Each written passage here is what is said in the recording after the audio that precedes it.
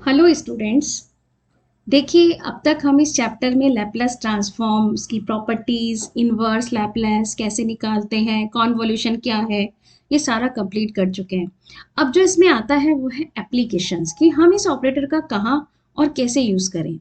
तो आप सबने फर्स्ट यूनिट में डिफरेंशियल इक्वेशन पढ़ा है, और डिफरेंशियल इक्वेशन के हमने वहाँ सॉल्यूशन CFPI से पढ़े, वेरिएशन ऑफ पैरामीटर और भी बहुत से मेथड्स हैं जो हमने पढ़े। लेकिन कभी कभी ऐसा होता है कि कुछ इक्वेशंस या इस तरह की प्रॉब्लम आ जाती हैं कि कोई मेथड लगाना बड़ा टीडियस सा वर्क हो जाता है।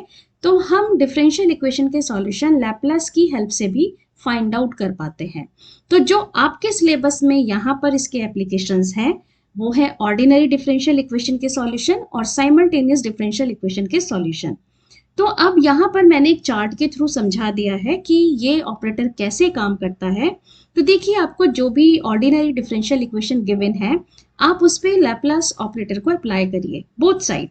लैपलास ट्रांसफॉर्म लीजिए बोथ साइड। ऐसा जब आप करते हैं तो आप सब ने पढ़ा है कि भाई जब हम लैपलास किसी फंक्शन पर अप्लाई करते हैं तो वो उसको फ्रीक्वेंसी डोमेन में कन्वर्ट कर देता है, मतलब एस में कन्वर्ट कर देता है।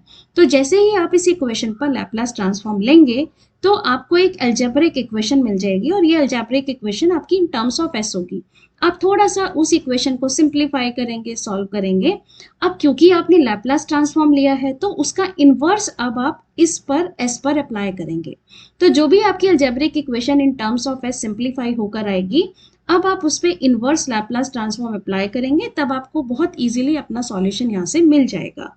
तो आई थिंक आपको स्टेप समझ में आ गए कि फर्स्ट स्टेप में लैपलास लीजिए, सिंप्लीफाई करिए इक्वेशन को, उसके बाद उसका इन्वर्स लीजिए, और जब आप इन्वर्स ले लेंगे तो आपको सॉल्यूशन ऑलरेडी मिला होगा।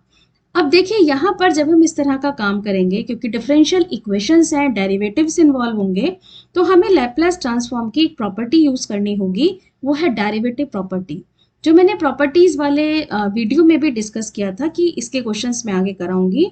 तो देखिए, यहाँ जहाँ पर भी मैंने बताया कि जहाँ डेरिवेटिव वहाँ मल्टीप्लाई, जहाँ डिवीजन वहाँ इंटीग्रेशन। अब यहाँ डेरिवेटिव है, एक बार डेरिवेटिव है इसलिए एक एस से मल्टीप्लाई हो जाएगा, और इस डेरिवेटिव का रोल खत्म हो गया। अब सिर्फ बचा लैपलास ऑफ एफ टी, ये आपके पास बचा, और माइनस का एफ जीरो। इस लैपलास ऑफ एफ टी को आप डिनोट कर लेंगे एफ एस से, और माइनस का एफ जीरो। इसके बाद अब मैं आती हूँ, अगर कहीं किसी इक्वेशन में सेकंड डेरिवेटिव है तब क्या करें। तो कितनी बार मल्टीप्लाई होगा इससे? दो बार। मतलब जो सीरीज मेरी स्टार्ट होगी वो एस स्क्वायर से स्टार्ट होगी। डबल डेरिवेटिव का रोल खत्म हो गया, सिर्फ लैपलास क्या बचा? एफ टी बचेगा, माइनस। अब एस स्क्वायर से स्टार्ट हुआ है तो सीरीज को डिक्रीज करते जाएं, एस एफ जीरो माइनस का एफ डैश जीरो। तो इसे आप लिख सकते हैं S square F S minus S F zero minus F dash zero. अब आप एक चीज देखिए, जब ये डबल डेरिवेटिव है तो इसकी एंडिंग सिंगल डेरिवेटिव पर हो रही है। अब इसी फॉर्मूले को आप जनरलाइज कर सकते हैं। मान लीजिए n टाइम्स डेरिवेटिव है तो सीरीज से स्टार्ट हो जाएगी s raise to the power n। Now Laplace of F T, जब आप इसे डिक्रीज करेंगे तो s raise to the power n minus one F zero minus decrease s raise to the power n minus two F dash zero minus decrease s raise to the power n minus three F double dash zero up to so on. और कहाँ ending होगी? F N minus one zero पर। तो इस तरीके से हमें differential equation में जिस भी ऑर्डर का डिफरेंशियल इक्वेशन दिया गया होगा, हमें सारे फॉर्मूले ये लिखने आने चाहिए। अब देखिए, मैं इसी पर बेस्ड एक एग्जांपल ले रही हूँ यहाँ पर कि हम किस तरह से सॉल्व करेंगे। तो यहाँ पर आते हैं, यहाँ मैंने जो फर्स्ट एग्जांपल डाला है वो ये है, using Laplace transform solve differential equation.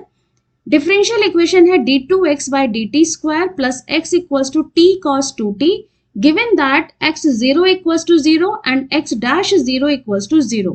सबसे पहले x 0 equals to 0 का क्या मीनिंग है? इसका मीनिंग है x equals to 0 when t equals to 0। दूसरा है x equals to 0, x dash equals to 0 when t equals to 0। इनका तो मीनिंग ये है। अब यहाँ पर ये दोनों कंडीशन दे दी गई हैं, इन्हें कहते हैं इनिशियल वैल्यू प्रॉब्लम या इनिशियल कंडीशन आपको गिवन होती हैं, और आपको इसकी हेल्प से इस डिफरेंशियल इक्वेशन का सॉल्यूशन निकालना है। सॉल्यूशन का मीनिंग क्या है कि आपको x की वैल्यू फाइंड आउट करनी है, और ये जो x का आंसर आएगा वो किसके टर्म्स में आएगा? x का आंसर आएगा आपका इन टर्म्स ऑफ t। और किसकी हेल्प से अब आपको ये सॉल्व करना है? आपको लैप्लास ट्रांसफॉर्म की हेल्प से x की वैल्यू फाइंड आउट करनी है। तो चलिए स्टार्ट करते हैं। सबसे पहले है d2x by dt square meaning x double dash plus x equals to t cos 2t। आप इसका लैप्लास ट्रांसफॉर्म ले लीजिए both side. So taking Laplace transform both side और डेरिवेटिव प्रॉपर्टी यूज करते जाइए। So Laplace transform of x double dash plus Laplace transform of x equals to Laplace transform of t cos 2t। मैंने कुछ नहीं किया, each and every term पर L operator apply किया। x double dash मतलब 2 बार derivative है, तो Laplace apply कर रहे हैं तो सीरीज कहां से स्टार्ट हो जाएगी? S square. डबल डैश का रोल खत्म हो गया तो बचा क्या? लैप्लास ऑफ x बचा माइनस s। नेक्स्ट अब आपके पास आ गया, अब आपने इसको डिक्रीज किया, x 0 माइनस x डैश 0। ये आ गया फर्स्ट टर्म के corresponding Laplace of x double dash. Next है Laplace of x, as it is छोड़ दो, Laplace of x equals to Laplace of t cos 2t। अब मैं t cos 2t पर आ जाती हूँ। Laplace of t cos 2t meaning elementary function में t से multiply meaning multiplication by t की प्रॉपर्टी है। कितनी बार मल्टीप्लाई हुआ t? एक बार, तो डेरिवेटिव जाएगा। वही आपसे बार बार कह रही हूँ, जब मल्टीप्लाई हुआ डेरिवेटिव है। अब -1, एक बार डिफरेंशिएशन d बाय ds किसका? t तो खत्म हो गया, किसका बचा? Laplace of cos 2t। तो लगाते हैं माइनस का d by ds Laplace of cos 2t। अब लैप्लास ऑफ x को रिप्रेजेंट कर लेते हैं, यहां लिख देती हूं लेट लैप्लास ऑफ x, बार बार लिखना पड़ेगा, इसे रिप्रेजेंट कर दिया x बार से। तो जहां भी x बार नजर आ रहा है समझ जाइए वो लैप्लास ऑफ x है। तो यहां पर हम वैल्यूज पुट करते हैं, S square Laplace of x is x bar, x 0 question में मेंशन है, x 0 इज 0, तो x 0 इज 0 हो गया 0, x डैश 0 इज ऑल्सो 0, ये भी 0, प्लस का लैप्लास ऑफ x को रिप्रेजेंट किया x बार से, जस्ट एक रिप्रेजेंटेशन है, इक्वल्स टू माइनस साइन। अब डिफरेंशिएशन किसका करना है? d by ds Laplace of cos 2t, this is s upon s square plus 4, इसका डेरिवेटिव करना है। तो लेफ्ट हैंड साइड देखिए मेरा s में बन रहा है, मैं इसे थोड़ा सिंप्लीफाई कर रही हूँ, एक अलजेब्रिक इक्वेशन सा बन रहा है। x बार को मैंने कॉमन ले लिया और ये बन गया s square plus 1, this is equals to minus sign, और इसका डिफरेंशिएशन कर लेते हैं by using quotient rule, s square plus 4 का whole square, derivative of s is 1, s square plus 4 s as it is, and derivative of s square plus 4 is 2s। Simplify किया तो ये आपके पास मिलेगा 4 minus s square divided by s square plus 4 का whole square, और minus sign भी अगर मैं हटा दूं तो s square minus 4 over s square plus 4 का होल स्क्वायर। ये आपके पास राइट हैंड साइड की वैल्यू आ गई। अब आपके पास जो फाइनल इक्वेशन है, वो फाइनल इक्वेशन आपके पास बनती है x bar s square plus 1 equals to s square minus 4 divided by s square plus 4 का होल स्क्वायर। अब याद रखिए, क्योंकि सॉल्यूशन निकालना है, मैं आपसे कह रही हूं मुझे x निकालना है और मेरे पास है x बार, तो यहां से हम x बार निकालते हैं। पहले x बार की वैल्यू आपको मिल जाएगी s square minus 4 divided by s square plus 1 and s square plus 4 का होल स्क्वायर। अब x बार किसको रिप्रेजेंट करता है? ये रिप्रेजेंट करता है लैप्लास ऑफ x को। तो लैप्लास ऑफ x की वैल्यू है s square minus 4 upon s square plus 1 and s square plus 4 का होल स्क्वायर। बट निकालना क्या है? निकालना x है, मतलब एल ऑपरेटर को राइट साइड ट्रांसफर करना है तो सीधा सीधा कहने का मतलब है इनवर्स लेना है। तो x निकालने के लिए एक ये आपके पास लैप्लास इनवर्स आपको किसका लेना होगा, S square minus 4 upon S square plus 1 and S square plus 4 का होल स्क्वायर। अब क्वेश्चन यहां तक हर क्वेश्चन करना बच्चों के लिए बहुत इजी होता है, क्योंकि यहां मैंने कुछ नहीं किया, सिर्फ लैप्लास लिया, इक्वेशन कंबाइंड की और एल इनवर्स ऑपरेटर अप्लाई किया। मेन क्वेश्चन में जो प्रॉब्लम आती है यहां से आती है, जहां हमें इनवर्स फाइंड आउट करने हैं। तो अब हमें सोचना है कि हम इसका इनवर्स कैसे फाइंड आउट करें, कोई प्रॉपर्टी लगाएं, पार्शियल फ्रैक्शन करें, कॉन्वोल्यूशन लगाएं, हम इसमें क्या अप्लाई करें। तो यहां पर मेरे पास अगर आप ध्यान से देखें, डिनोमिनेटर को देखें, एक फैक्टर तो है एस स्क्वायर प्लस 1, बाकी के दो फैक्टर है s square plus 4 and S square plus 4, क्योंकि होल स्क्वायर रखा है इसलिए मैंने दो बार इसको पढ़ा, टोटल 3 फैक्टर है। अब इसका मतलब मैं अगर इन फैक्टर का सेपरेशन कर सकी तो मेरे लिए काम बहुत आसान होगा। अब फैक्टर का हम सेपरेशन किसकी हेल्प से कर लें, फैक्टर का सेपरेशन हम यहाँ कर सकते हैं बाय यूजिंग पार्शियल फ्रैक्शन। तो इस क्वेश्चन में मेन इंपॉर्टेंट टास्क क्या रहेगा, पार्शियल फ्रैक्शन का। अब इसके पार्शियल फ्रैक्शन कैसे करें, क्योंकि ये तो एस स्क्वायर रखा है। अब एस स्क्वायर न्यूमरेटर डिनोमिनेटर दोनों में है, तो इसका पार्शियल फ्रैक्शन करने के लिए आप थोड़ी देर के लिए एस स्क्वायर को किसी और वेरिएबल से रिप्लेस करके चलिए। मान लीजिए मैंने एस स्क्वायर की जगह x ले लिया, तो मुझे पार्शियल फ्रैक्शन किसके करने हैं, x minus 4 upon x plus 1 and x plus 4 का होल स्क्वायर, इसके पार्शियल फ्रैक्शन करना है। तो इसके पार्शियल फ्रैक्शन आप किस तरह से लिखेंगे, सारे लीनियर फैक्टर ही हैं, a upon x plus 1 plus b upon x plus 4 plus c upon x plus 4 का होल स्क्वायर, ऐसे लिख सकते हैं। तो अगर आप यहां से इसकी एक इक्वेशन फॉर्म कर लें, x minus 4 equals to a, इसका एलसीएम ले लें, इसका एलसीएम क्या आएगा, x प्लस 1 x प्लस 4 का होल स्क्वायर। तो a के साथ आ गया x प्लस 4 का होल स्क्वायर, b के साथ आपके पास फैक्टर आ जाएगा x plus 1 and x plus 4, और c के साथ आपके पास फैक्टर आ जाएगा x प्लस 1। ये इक्वेशन आपके पास फॉर्म हो जाएगी। अब इस इक्वेशन की हेल्प से आप बहुत इजीली फाइंड आउट कर सकते हैं ए बी सी की वैल्यू।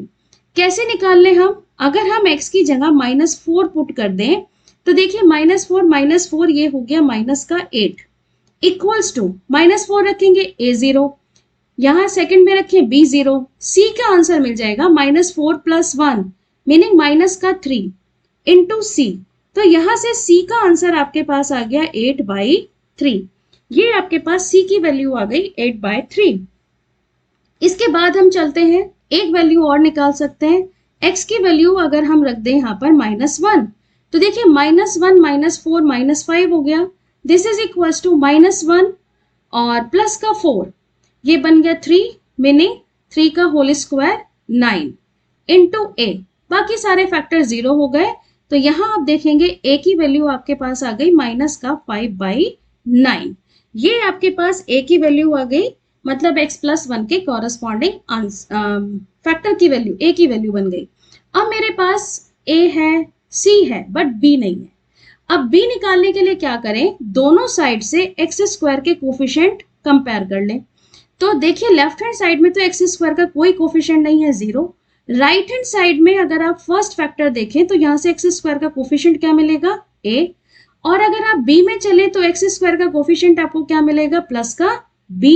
तो b की वैल्यू आपको मिल जाएगी माइनस का a मीनिंग 5/9, ये आपके पास b की वैल्यू आ जाएगी 5/9। अब सारी वैल्यू आपके पास है, तो आप यहां लिख सकते हैं x equals to L inverse of, सारे फैक्टर सेपरेट किए। फर्स्ट है a की वैल्यू आपके पास है माइनस का 5/9 और हमने लिया x प्लस 1 मतलब s स्क्वायर प्लस 1। नेक्स्ट है b की वैल्यू आपके पास है प्लस का 5/9 और x प्लस 4 मतलब s स्क्वायर प्लस 4, ये आपके पास b की वैल्यू आ गई। अब हम आते हैं c की वैल्यू है हमारे पास 8/3, तो c की वैल्यू आपके पास आ गई 8/3, एस स्क्वायर प्लस 4 का होल स्क्वायर। ये आपके पास फाइनल क्वेश्चन बनकर आएगा। और यहाँ पर अगर आप देखें तो आपको कुछ फैक्टर के आंसर्स तो डायरेक्टली नजर आ रहे होंगे, और आई थिंक फर्स्ट और सेकंड अगर आप पार्ट देखें तो ये first part, this is second part और दिस इज थर्ड पार्ट। इनका आंसर तो आपको डायरेक्टली नजर आ रहा होगा फर्स्ट और सेकंड का। तो जो मुझे डायरेक्टली नजर आ रहा है वो आंसर तो पुट करें। x equals to L inverse of first part minus का 5/9। किसका फॉर्मूला है एस स्क्वायर प्लस 1, ऊपर कांस्टेंट रखा है साइन। अब a कितना है 1, तो ऊपर 1 तो ऑलरेडी है मेरे पास, तो ये आपके पास बन गया साइन t। सेकंड पे आते हैं प्लस का 5/9। एस स्क्वायर प्लस 4 रखा है मतलब 2 का स्क्वायर, ऊपर क्या होना चाहिए था 2 होना चाहिए था, बट है नहीं तो 2 से डिवाइड, और ये बन गया आपके पास sine 2 into t plus 8/3। L inverse of, इसका नहीं पता क्योंकि ये तो होल स्क्वायर है, एस स्क्वायर प्लस 4 का होल स्क्वायर। क्वेश्चन हमारा यहां तक आकर रुक जाएगा।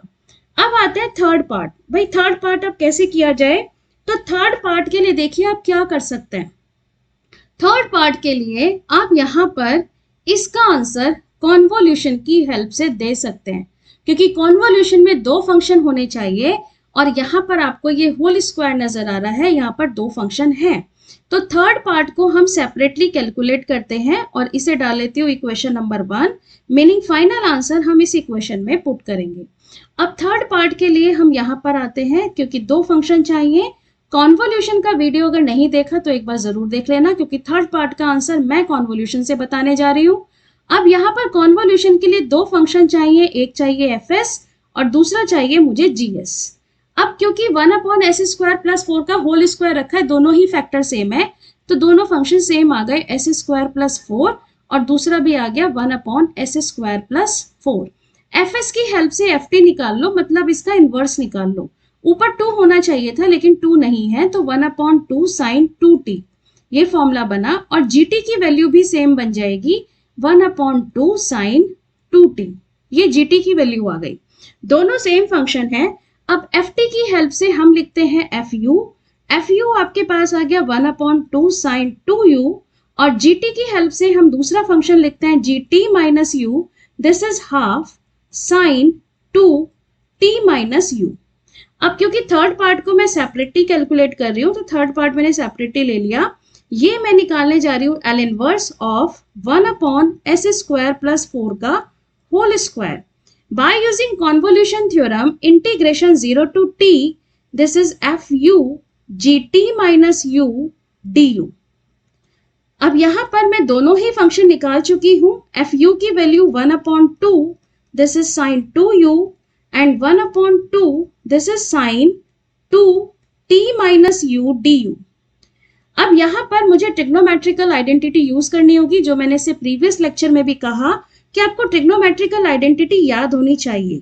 1/4 मैंने बाहर किया और 2 से मल्टीप्लाई 2 से डिवाइड, तो 2 से मल्टीप्लाई और 2 से डिवाइड कर रहे हो, तो ये बन गया 2 sine 2u and sine 2t minus u du। अब यहां कौन सी ट्रिग्नोमेट्रिकल आइडेंटिटी यूज हो रही है, ये यूज हो रही है 2 साइन a साइन b, ये आइडेंटिटी यूज होगी। This is equals to cos a minus b minus का कॉस a प्लस b, ये ट्रिग्नोमेट्रिकल आइडेंटिटी आप यूज कर रहे हैं।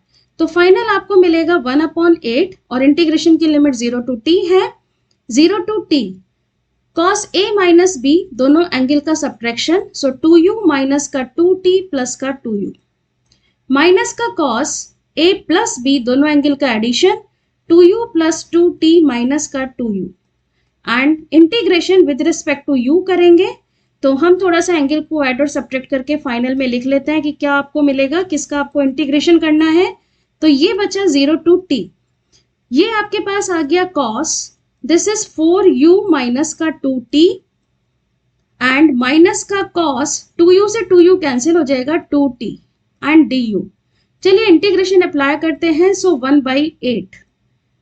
अब इंटीग्रेशन याद रखना विद रिस्पेक्ट टू u है, t कांस्टेंट रहेगा, सो cos का इंटीग्रेशन आ गया साइन 4u माइनस का 2t डिवाइडेड बाय u का coefficient 4 minus cos 2t, u तो है ही नहीं इसमें, cos 2t कांस्टेंट हो गया, तो du का इंटीग्रेशन आ गया u और cos 2t आपके पास कांस्टेंट की तरह रहेगा और इंटीग्रेशन की लिमिट है 0 से t। अब इसमें आप लिमिट अप्लाई कर लें तो आपको थर्ड पार्ट का आंसर मिल जाएगा। तो दिस इज इक्वल्स टू 1/8। सबसे पहले अपर लिमिट t पुट कर रहे हैं, तो फर्स्ट आपको मिलेगा साइन 4t माइनस 2t मतलब 2t, तो साइन 2t/4 माइनस का u replace by t meaning t cos 2t।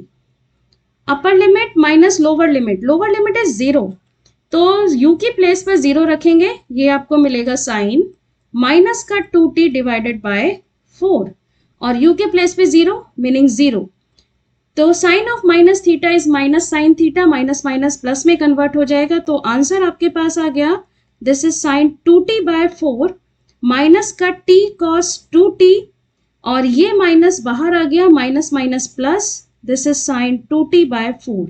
Sign 2t/4 sine 2t/4 add हो गया, तो ये आपके पास बना 1/8 साइन 2t/2 माइनस का t cos 2t। ये आपके पास थर्ड पार्ट का आंसर है। अब इस थर्ड पार्ट की वैल्यू को अपने इक्वेशन नंबर 1 में सब्स्टिट्यूट कर दें, तो इक्वेशन नंबर 1 के कॉरेस्पॉन्डिंग आपको आंसर क्या मिल जाएगा, x equals to, first part आपके पास था 5/9, देख लेते हैं फर्स्ट पार्ट, माइनस का 5/9 साइन t, तो माइनस का 5/9 साइन t प्लस का 5/9, नेक्स्ट आपके पास आंसर है साइन 2t/2, तो 1/2 this is sine 2t and एक कोफिशिएंट और इसके साथ है प्लस 8/3 और थर्ड पार्ट का answer this is 1/8 sine 2t/2 minus का t cos 2t।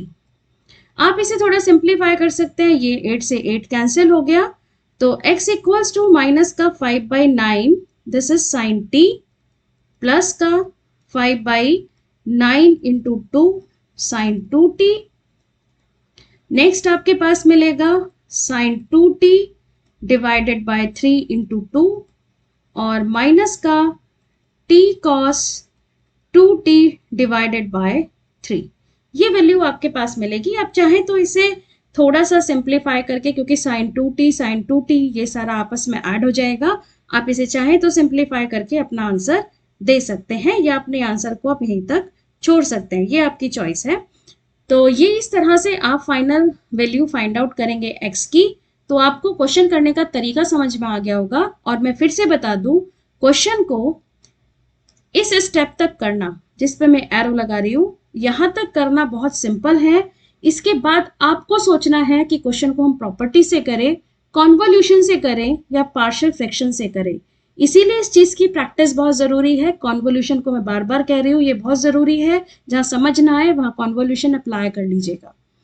तो चलिए इसी के बेस पर नेक्स्ट क्वेश्चन और लेते हैं, एक क्वेश्चन और लेते हैं, using Laplace transform solve differential equation. अब यहाँ पर डिफरेंशियल इक्वेशन देखिए क्या है और आपको क्या क्या वैल्यूज दी गई हैं। तो यहाँ पर अगर हम डिफरेंशियल इक्वेशन देखें तो हमारे पास x में दी है, उसने कहा सॉल्व करना है। मैं फिर से कह रही हूँ, मतलब मुझे x की वैल्यू निकालनी है और जो x का आंसर होगा वो इन टर्म्स ऑफ t होगा। तो यहाँ पर लैप्लास की हेल्प से कर रहे हैं, तो सबसे पहले इक्वेशन को तो मैंने इस तरह से लिख लिया, x double dash 9x equals to cos 2t। अब लैप्लास ट्रांसफॉर्म की हेल्प से कर रहे हैं, इसलिए आपका नेक्स्ट स्टेप होगा taking Laplace transform both side.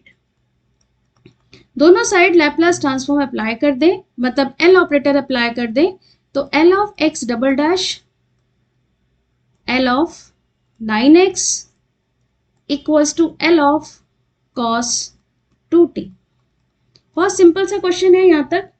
अब यहाँ पर आते हैं L of x double dash, मतलब डेरिवेटिव प्रॉपर्टी यूज हो रही है, डबल डैश है, s स्क्वायर से स्टार्ट, डबल डैश हट गया, बचा क्या लैप्लास ऑफ x, सीरीज को डिक्रीज किया s, x 0 डिक्रीज, मतलब s तो नहीं आएगा, s की पावर 0 हो जाएगी, x डैश 0, फर्स्ट टर्म आ गया, प्लस सेकेंड टर्म पर आते हैं, 9 बाहर किया, लैप्लास ऑफ x।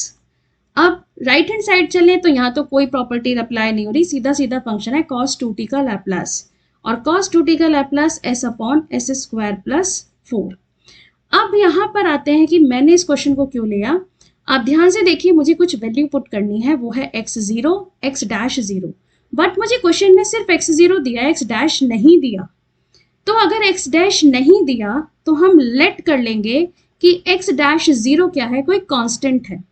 तो हमने इस कांस्टेंट को लेट कर लिया कि लेट x'0 इज a, बाकी वैल्यू हमें क्वेश्चन में दी गई है, तो हम ये वैल्यू पुट करते हैं। और दूसरा मैं क्या लेट कर रही हूँ कि बार बार L ऑफ x लिखना पड़े, इसको हम लिख रहे हैं this is x bar, represent कर रहे हैं। तो इक्वेशन बन गया s स्क्वायर x बार माइनस का x0 इज 1, मतलब s इंटू 1, x'0 को मैंने लेट कर लिया कोई कांस्टेंट a, प्लस का 9x bar equals to s upon S square plus 4। तो जो भी आपको क्वेश्चन में वैल्यूज गिवन थी वो सारी वैल्यूज आपने यहाँ पर पुट की। अब इसके बाद आपको करना क्या है, आपको करना है थोड़ा सा इसे सिंप्लीफाई करेंगे, जैसा हमने कहा कि हमें थोड़ा सा इसे सिंप्लीफाई करना होता है, उसके बाद हम इन्वर्स लेते हैं। तो x बार की टर्म्स को एक साथ कलेक्ट किया, तो ये आपके पास बना एस स्क्वायर प्लस 9x बार। अब जो भी आपके पास टर्म बची, जैसे ये टर्म है, ये टर्म है, ये आप अपने राइट साइड ट्रांसफर कर दें और सारे टर्म्स लिख लें s upon S square plus 4 plus s plus a। अब आप जानते हैं कि x बार किसको रिप्रेजेंट कर रहा है, लैप्लास ऑफ x को।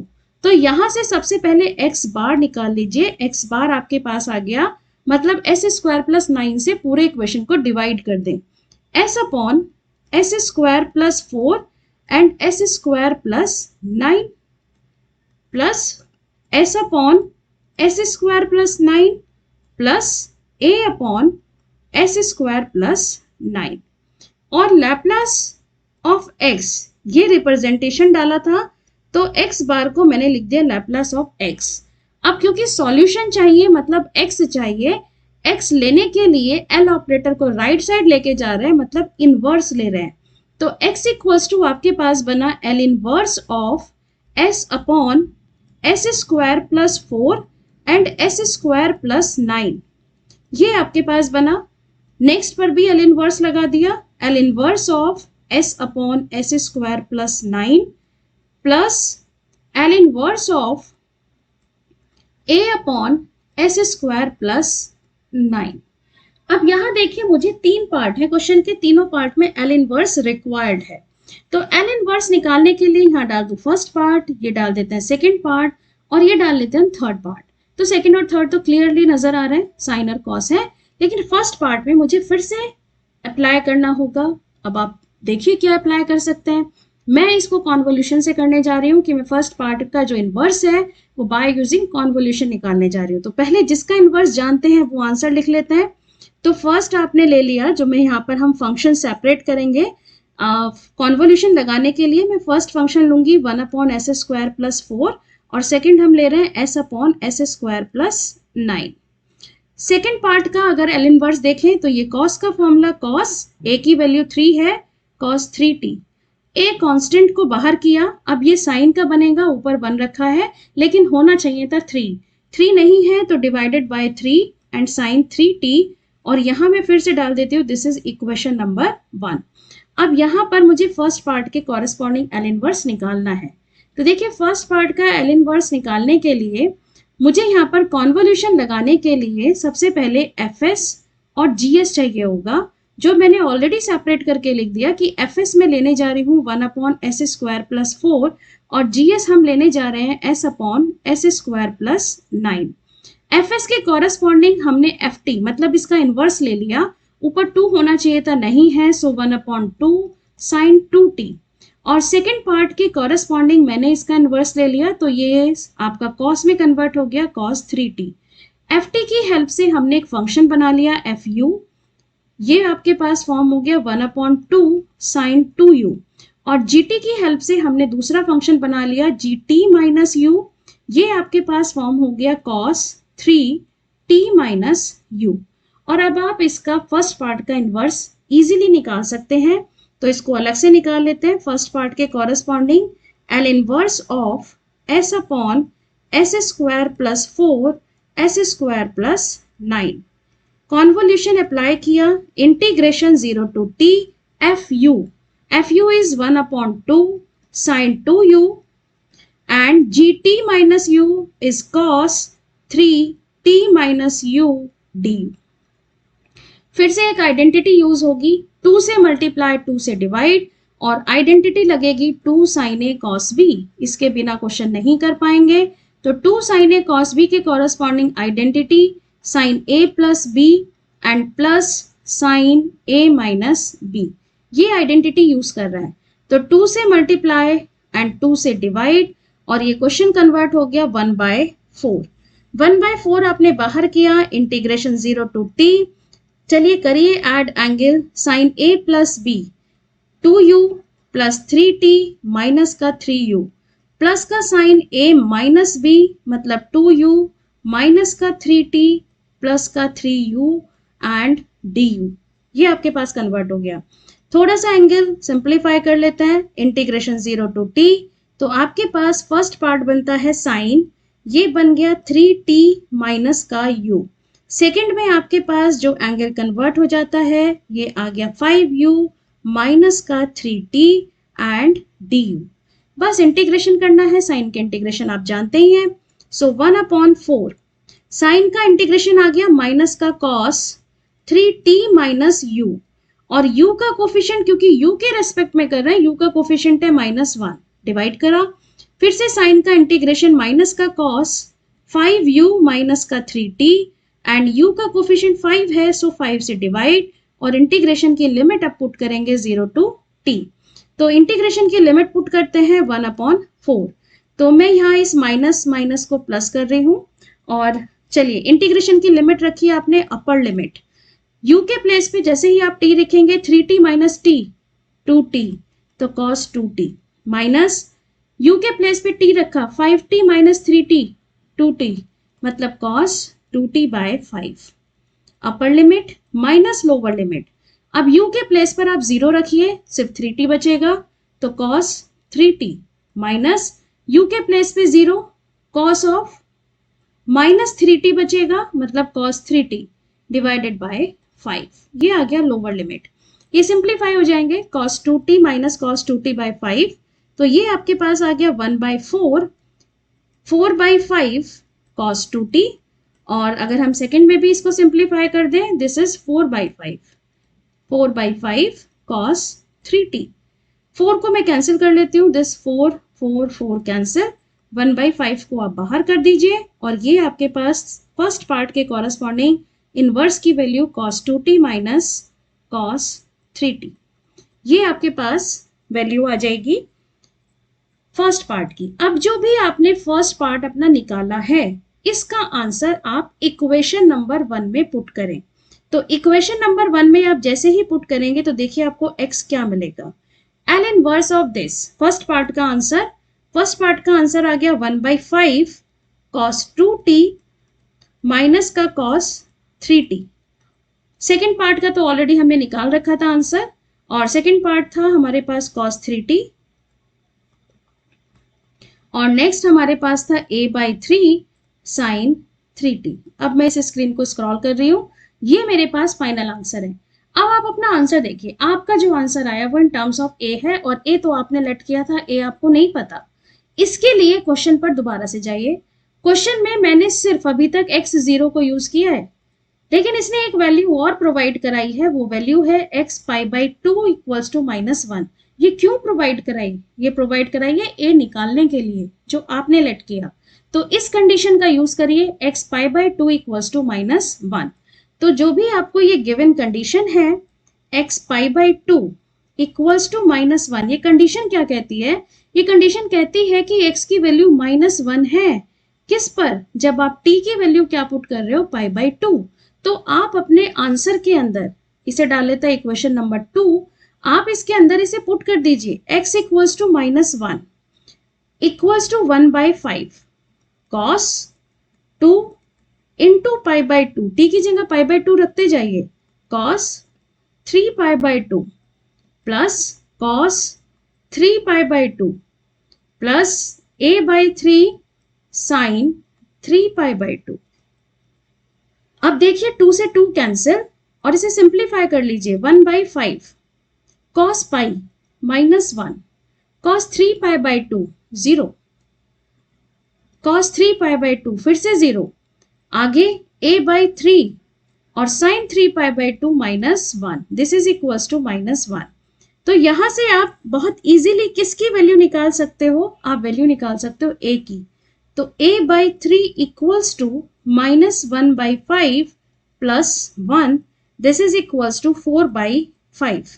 सो a इक्वल्स टू आपके पास आ गया 12 बाई 5। जो हमने लेट किया था वो वैल्यू हमने फाइंड आउट कर ली।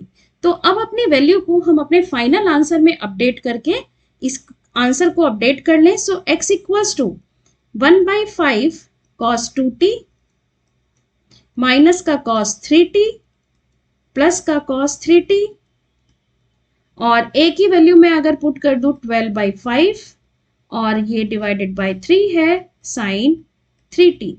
आप चाहे तो इसे थोड़ा सा सिंप्लीफाई करके लिख सकते हैं। ये सारी 2t साइन 3t ये सारा आपस में सिंप्लीफाई हो जाएगा और आप अपना फाइनल आंसर दे सकते हैं। तो आपके पास जो आंसर बनता है वो आपके पास ये आंसर आ गया माइनस का 1 by 5 cos 3t plus cos 3t और ये बचा 4 बाई 5 साइन 3t। ये दोनों टर्म आपके ऐड होकर 4 बाई 5 कॉस 3t बचेगा। ये सेकेंड पार्ट ये आपका सिंप्लीफाई होकर 4 बाई 5 कॉस 3t रह जाएगा। ये 4 बाई 5 साइन 3t और ये आपके पास आ गया 1 by 5 cos 2t this is equals to x। ये आपके पास फाइनल आंसर होगा। तो बहुत इजीली आप इस तरह के क्वेश्चंस को सिंप्लीफाई कर सकते हैं। बस आपको हर बार इन्वर्स के लिए सोचना होगा कि आप इन्वर्स कैसे निकालें। अब इसी वीडियो में मैंने कुछ इसके प्रैक्टिस क्वेश्चन डाले हैं। इन क्वेश्चन को ट्राई जरूर करिएगा। क्वेश्चन इंपॉर्टेंट है क्योंकि जितना आप प्रैक्टिस करेंगे तभी आप इन क्वेश्चंस को कर पाएंगे। तो आई थिंक आपको ऑर्डिनरी डिफरेंशियल इक्वेशन का सॉल्यूशन निकालना बाय यूजिंग लैपलेस ट्रांसफॉर्म समझ आ गया होगा। इसके बाद जो हम क्वेश्चन लेंगे वो लेंगे साइमल्टेनियस डिफरेंशियल इक्वेशन।